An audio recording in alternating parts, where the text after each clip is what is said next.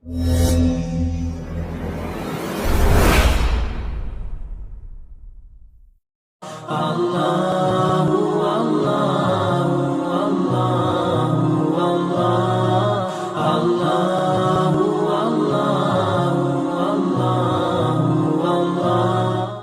sebutkan tentang dunia di ayat itu, wa mal hayatud dunya illa mata'ul ghurur.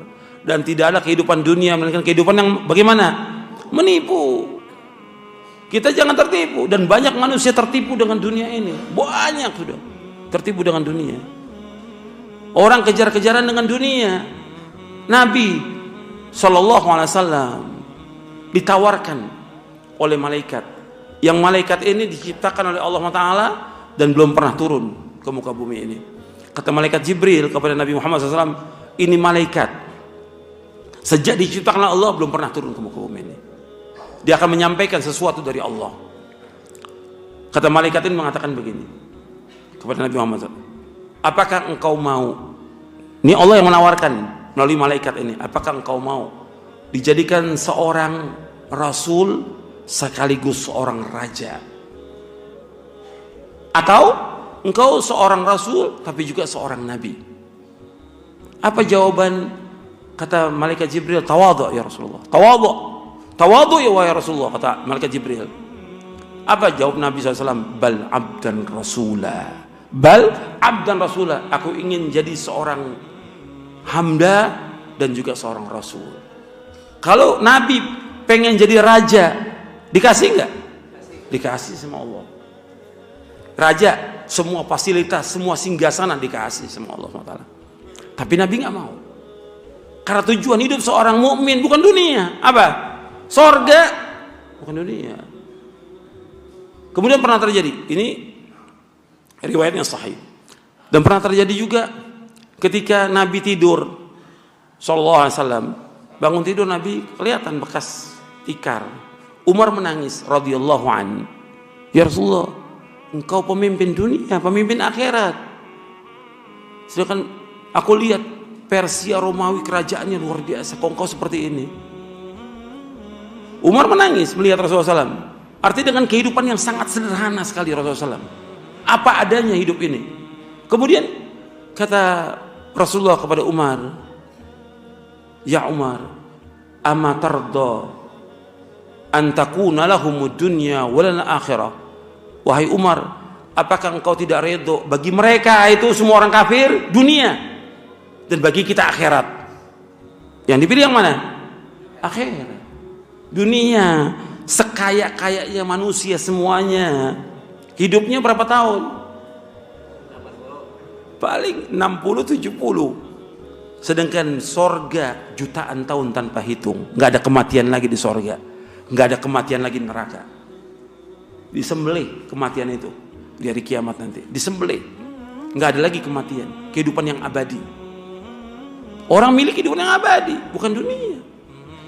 Kemudian Rasulullah SAW mengatakan juga dalam riwayat yang lain, ini semua riwayatnya riwayat Bukhari, yang tadi, yang pertama tadi, yang kedua ini riwayat Bukhari. Kata Nabi kepada Umar bin Khattab, tilka ummatun ujilat thayyibatun fil hayati dunya. Mereka satu kaum yang Allah segerakan kenikmatan dunia, di akhirat mereka nggak dapat apa-apa. Kebaikan mereka diberikan ganjaran di dunia, di akhirat tidak. Orang kafir ada yang membantu orang miskin, orang fakir, membantu orang yang terkena gempa, tsunami. Kafir dibalas oleh Allah dunia, tapi di akhirat tidak. Semua dibatalkan amalnya. Wa qadimna ila ma amilu min amalin faja'alnahu haba'an manthura. Kami hadapkan seluruh amal mereka, kami jadikan seperti debu-debu yang berterbangan. Enggak ada. Tapi orang beriman akan terus pahalanya jari sampai hari kiamat. Selama dia ikhlas dan selama dia mengikuti contoh Rasulullah sallallahu alaihi wasallam. Kemudian terjadi juga pada Nabi SAW. Artinya Nabi tujuan hidupnya sorga. Ini yang kita ikut. Tujuan Nabi sorga hidupnya, bukan dunia. Ditawarkan pada waktu di Mekah, ketika susah luar biasa Nabi SAW mendakwakan dakwah tauhid. Para sahabat disiksa, diusir. Kalau kamu berhenti dalam dakwah ini, aku tawarkan kamu kekuasaan, harta, atau wanita yang paling cantik di Mekah. Nggak mau Nabi semuanya. Bukan itu yang dicari. Tetap mau dakwah meskipun disiksa, meskipun dimusuhi, meskipun diusir, tetap dakwah ini. Dakwah ini yang bermanfaat buat dunia dan akhirat. Bermanfaat buat siapa? Buat semuanya. Buat akal manusia, buat hati manusia, buat pribadinya, buat rumah tangganya, buat masyarakat, buat negara. Dakwah ini bermanfaat. Ini dakwah ini berkahi oleh Allah Ta'ala. Aisyah pernah radhiyallahu anha dikasih kasur oleh seseorang. Dikasih sallallahu alaihi wasallam. Kemudian Nabi pulang, lihat, dari mana Aisyah? Dari hadiah dari tetangga. Ruddihi Aisyah. Kembalikan. Aisyah nggak mau. Dikasih hadiah, kembalikan. Nabi. Akhirnya terakhir Nabi katakan, wa Aisyah kembalikan. Kalau seandainya aku mau, Allah jadikan gunung di Madinah, Allah jadikan sebagai emas untuk aku. Kalau aku mau, Allah jadikan gunung di Madinah ini menjadi emas untuk aku, kata Rasulullah. Tapi Nabi nggak mau. Nabi hidup dengan apa adanya sebagai contoh teladan yang baik bagi umat ini. Beliau tidak kaya raya, tidak, sederhana hidupnya. Pernah cuma ada 3 butir kurma di rumahnya. Pernah juga tidak ada apa-apa, yang ada cuma air dan kurma. Itu hidupnya Rasulullah SAW, sederhana. Tidak seperti yang sekarang, orang hidup dengan berbagai macam kemewahan yang ada. Dan itu berat. Semakin banyak harta itu, semakin berat nanti di hari kiamat. Makanya Nabi SAW tidak khawatir kalau umatnya fakir. Bukan kita disuruh jadi fakir, enggak. Nabi di antara doa Nabi berlindung dari kefakiran Nabi. Tapi Nabi tidak khawatir kalau umatnya fakir. Yang Nabi khawatir umatnya kaya, berlomba-lomba dengan dunia.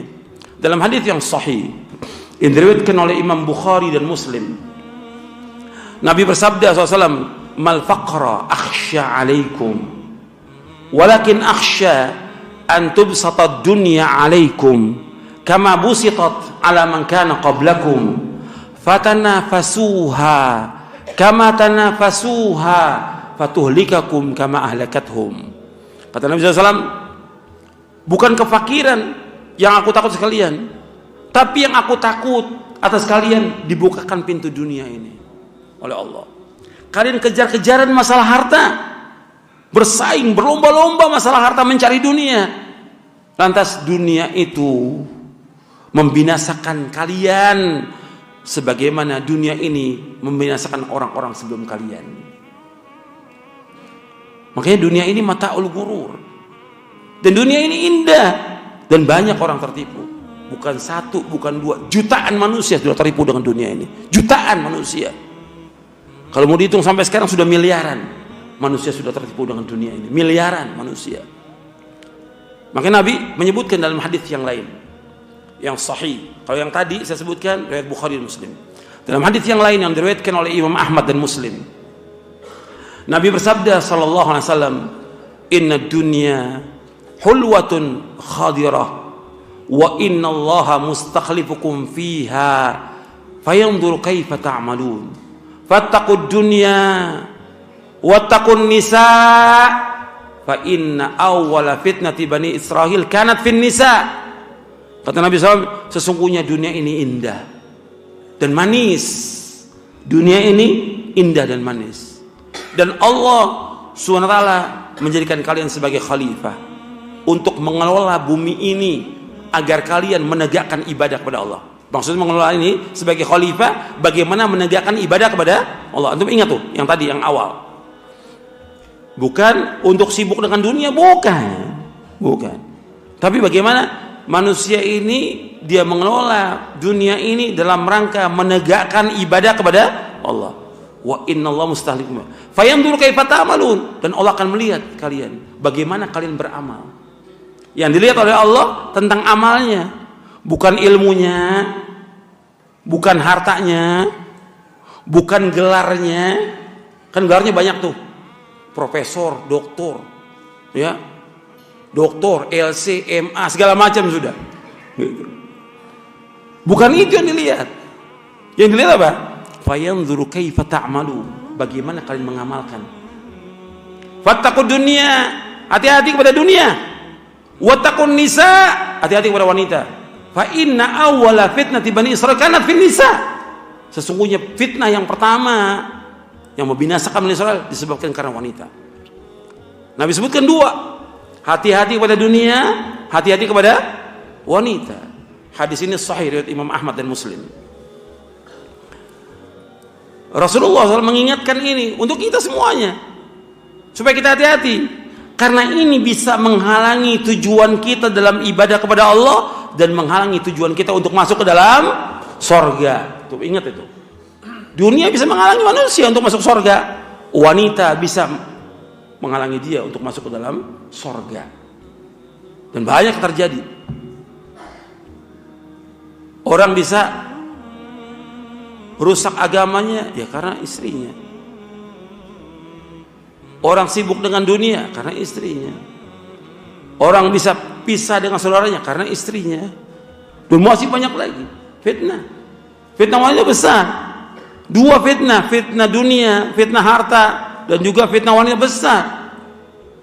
Nabi bersabda dalam hadis yang sahih yang diriwayatkan oleh Imam Tirmidzi dan yang lainnya. Nabi bersabda, inna likulli ummatin fitnah wa fitnatu ummati al-mal. Setiap umat ada fitnah, fitnah umatku dalam masalah harta.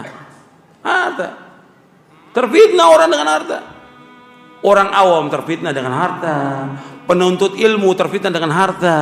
Yang sudah ngaji, kata udah ngaji, terfitnah dengan harta. Ustadznya, dai-nya terfitnah juga masalah harta. Terjadi atau tidak itu? Terjadi. Waki yang terfitnah dengan dunia, dengan harta. Padahal ini akan ditanya harta dari mana diperoleh dan kemana dihabiskan, akan ditanya oleh Allah. Kemudian hadis yang lain yang berkaitan dengan wanita, dalam hadis yang disepakati oleh Imam Bukhari dan Muslim, Nabi bersabda SAW, "Ma taraktu ba'di fitnatan hiya adarru 'ala rijali minan nisa", muttafaqun alaih. Tidak aku tinggalkan fitnah yang lebih berbahaya bagi kaum laki-laki melainkan wanita. Disepakati oleh Imam Bukhari dan Muslim. Fitnah yang lebih berbahaya bagi wanita. Ini fitnah. Tapi ingat, meskipun wanita itu fitnah, kalau dia jadi salihah, dia lebih baik dari semua isi dunia ini. Itu ingat ya. Wanita meskipun dia fitnah, kalau dia salihah, qanitah, hafizah, dan dia taat kepada Allah dan taat kepada suaminya, maka dia lebih baik dari dunia dan seisinya. Kata Nabi SAW dalam hadis riwayat Muslim, ad-dunya mata' wa khairu mata'id dunya al-mar'atu salihah. Dunia ini perhiasan, dan sebaik-baik perhiasan dunia semuanya ini wanita yang salihah. Bagaimana antum mendidik istri antum menjadi wanita yang salihah? Itu kewajiban antum masing-masing. Dunia antum didik, di akhirat akan ditanya nanti. Allah